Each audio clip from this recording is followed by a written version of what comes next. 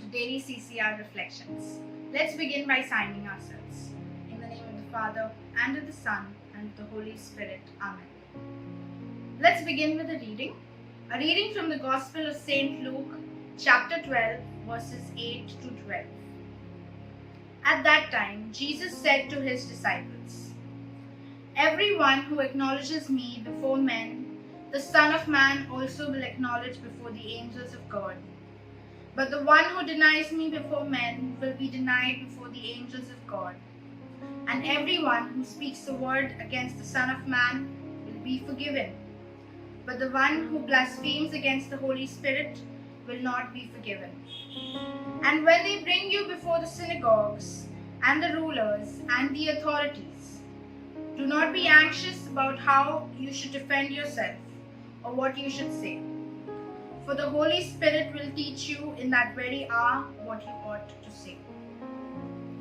Now let's understand this passage further.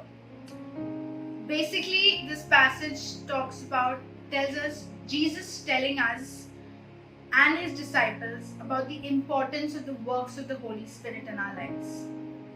But it's not all that this passage tells us. Jesus became man. He came down to earth. He lived among us. And this has caused a lot of people to finding it difficult to believe that he was divine. Now, why is that? It's because they take him to be human and nothing more. Why just human? They believe and they feel he had a mother, he had brothers, he had a father. How can he be divine? There is this Hebrew term, barakah, which means blessing. And this term has a vertical and horizontal movement. Now, what are these movements? So, you know how communication works, right? One person talking to another. Communication goes both ways. And exactly the same way, so does blessings. We as children of God are called to praise God, to love Him, to adore Him. And He in turn graces us with abundant blessings. That is the vertical movement. But we cannot truly accept Jesus' blessings. We cannot truly love Him unless we also love and praise our neighbors. That is the horizontal movement.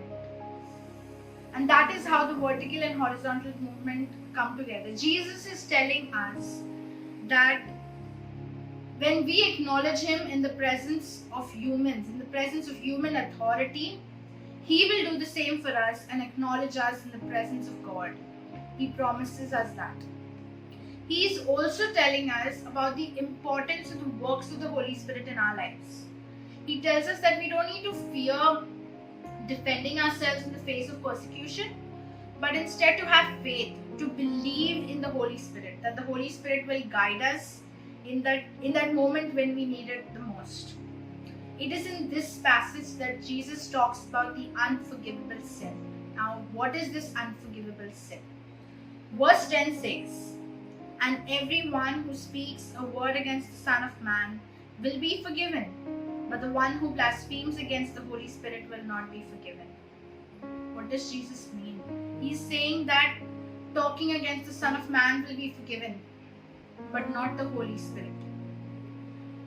What is blasphemy? To blaspheme is to malign, to speak something against someone or something.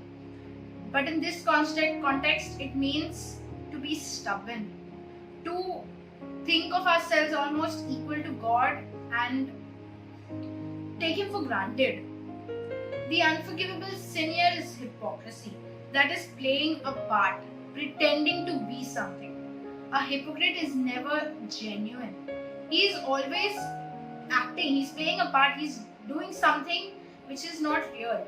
He's faking it. The basis of hypocrisy is literally insincerity.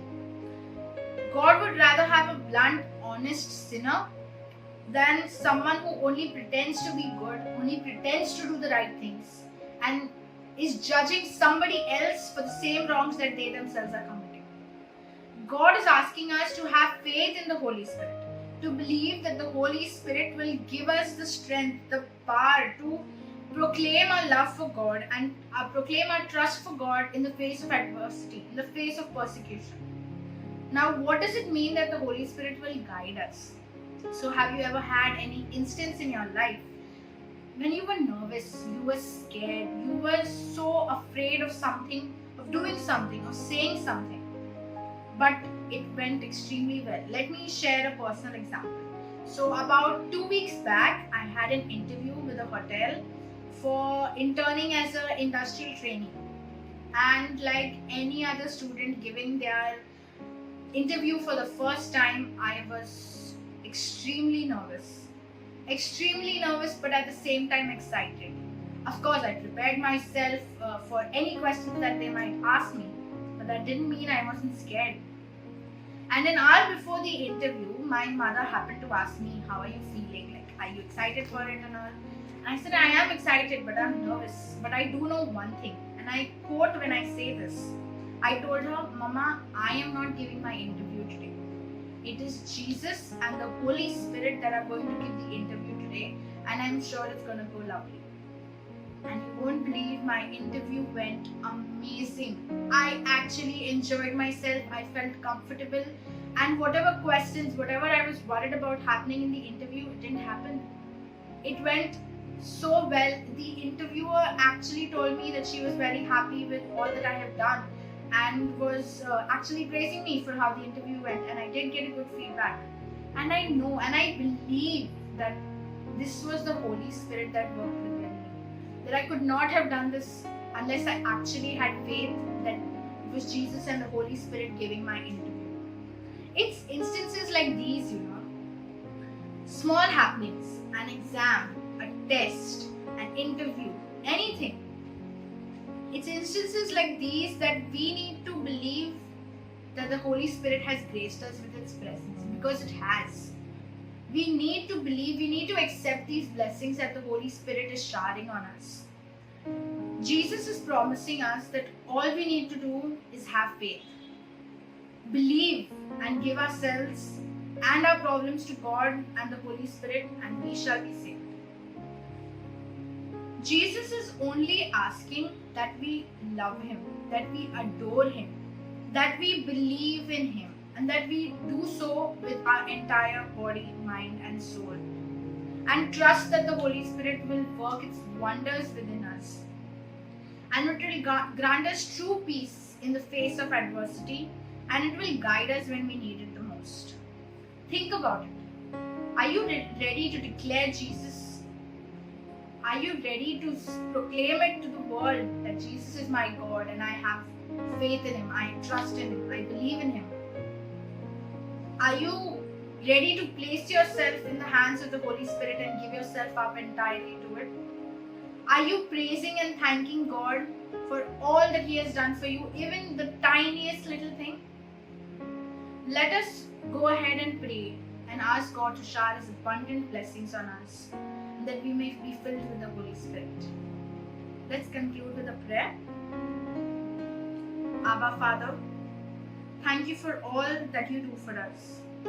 We come before you today to ask you to fill us with the Holy Spirit, and that we may find solace within the Holy Spirit during our times of need and distress.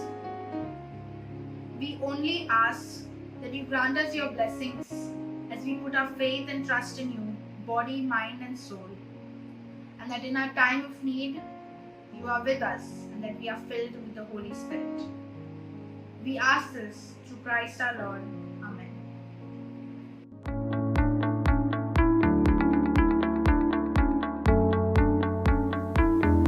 My sheep hear my voice, and I know them, and they follow me.